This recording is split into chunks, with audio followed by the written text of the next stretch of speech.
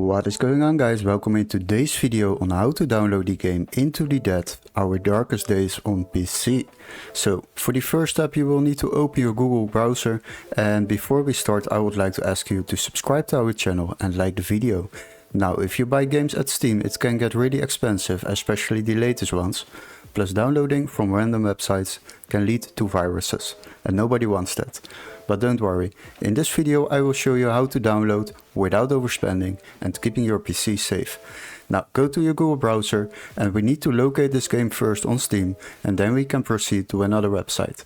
So go to the Steam website and search of course for the game Into the Dead. Now you will find it over here, select it and scroll a little bit down.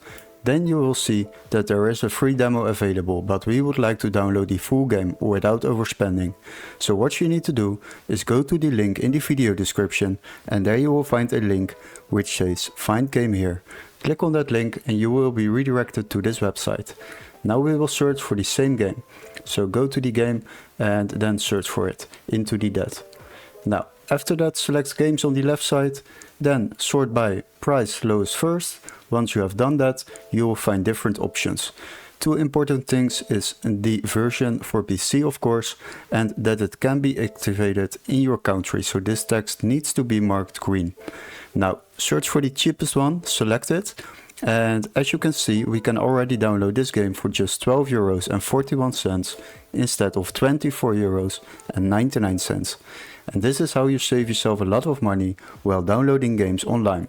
So go to this website, after that do the payment and buy the game. Once you have bought the game you will receive an email confirmation with all the steps to follow, including an activation key for Steam or a new Steam account to download this game much cheaper than through the Steam store itself. Hopefully this video was helpful. Don't forget to like and subscribe and we would love to see you in our next tutorial. Cheers guys!